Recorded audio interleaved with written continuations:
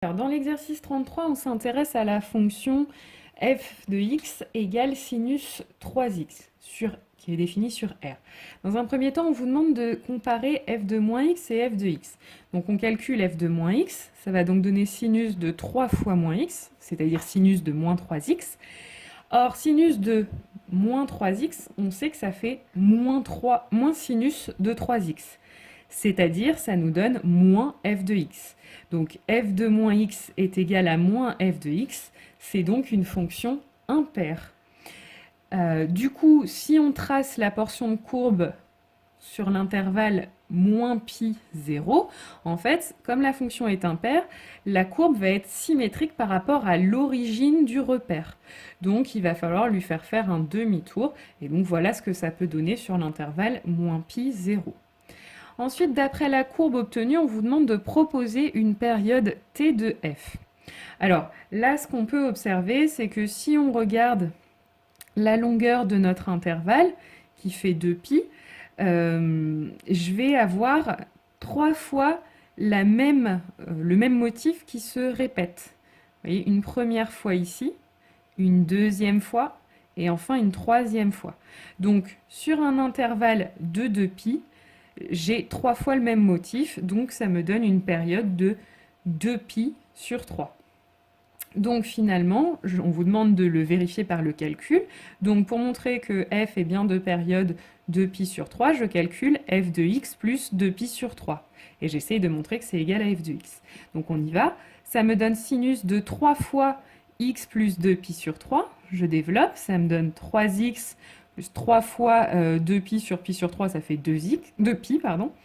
Et donc, je sais que quand j'ai un plus 2π dans un sinus, ça correspond à un tour de cercle, je peux l'enlever, donc ça me donne sinus 3x. Et donc, c'est f de x, donc f est périodique de période 2π sur 3.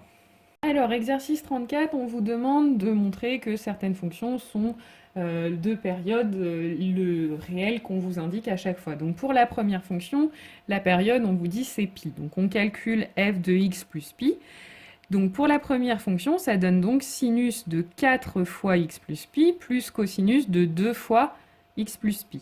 Donc si je développe, ça donne sinus de 4x plus 4pi plus cosinus de 2x plus 2pi. Donc là, le 2pi, le plus 2pi dans un cosinus, je peux l'enlever, ça me donne cosinus de 2x. Et puis 4pi, en fait, c'est 2 tours de cercle, donc ça marche de la même façon. Ça va me donner sinus de 4x. Et donc là, je retrouve bien f de x. Donc f est pi périodique. Pour la deuxième expression, le réel, cette fois-ci, c'est 2π sur 3. Donc même chose, donc, si je remplace x par x plus 2π sur 3 dans la fonction, ça me donne 2 cosinus de 3 fois x plus 2π sur 3 plus pi sur 4. Donc encore une fois, je développe, ça me donne 3x plus 2π. Et donc 1 plus 2π dans un cosinus, je peux l'enlever, ça me donne 2 cosinus de 3x plus pi sur 4. C'est f de x, donc f est bien 2π sur 3 périodique. Maintenant, pour la troisième fonction, la période, c'est 2π sur 4. Ça me donne donc, je dois calculer f de x plus 2π sur 4, donc 3 sinus de 4 fois x plus 2π sur 4 moins 5π sur 6. Je développe, ça me donne 4x plus 2π. 1 plus 2π dans un sinus peut s'enlever. Ça me donne 3 sinus de 4x moins 5π sur 6. C'est exactement f de x, donc f est 2π sur 4 périodique. Pour la dernière fonction, la période, on ne vous la donne pas. Il faut essayer de la trouver. Donc là, il faut s'inspirer de ce qu'on vient de voir. Donc là, dans les deux exemples précédents, vous voyez que vous aviez devant le x, dans l'expression de f, un coefficient 3 et un coefficient 4. C'est exactement par ça qu'on a divisé 2π dans notre période. Donc là, le coefficient qui apparaît dans notre dernière fonction, c'est oméga. Donc la période que je vais choisir, c'est 2π divisé par oméga. Et on peut vérifier par le calcul que ça marche. Je calcule f de x plus 2π sur oméga. Ça donne cosinus de oméga facteur de x plus 2π sur oméga plus pi sur 6. Je développe, ça me donne oméga x plus 2π. 1 plus 2π dans un cosinus peut s'enlever. Je trouve donc cosinus de oméga x plus pi sur 6, c'est f de x. Donc f est 2pi oméga périodique. Alors dans l'exercice 36, on vous parle de son pur caractérisé par une fonction sinusoïdale. L'enregistrement du son émis par un diapason donne la courbe suivante. On vous demande quelle est la période du son émis. Donc là, si on regarde un petit peu, là si on part de 2, on s'aperçoit que la courbe, voilà, elle va avoir un petit peu ce motif et le motif se termine environ à 4 ici, donc là le petit morceau de courbe là. Donc ça fait une période de 2 millisecondes. C'est ce qu'on va noter, une période de 2 millisecondes. Et ensuite, on vous dit, sachant que la fréquence du son, c'est f sur 1 sur t avec t en secondes, donc déjà, on va convertir t en secondes. 2 millisecondes, ça fait 0,002 secondes. On vous demande de retrouver la fréquence émise par le diapason. Donc f sur 1 sur t, sur 1 sur 0,002, donc ça fait 500 Hz.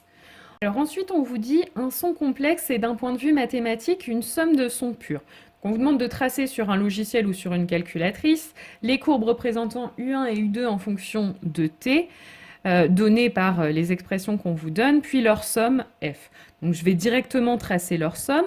Alors vous voyez que là pour l'instant c'est pas hyper adapté comme fenêtre, donc ce que vous pouvez faire c'est faire Shift V Window et vous choisissez un réglage trigonométrique.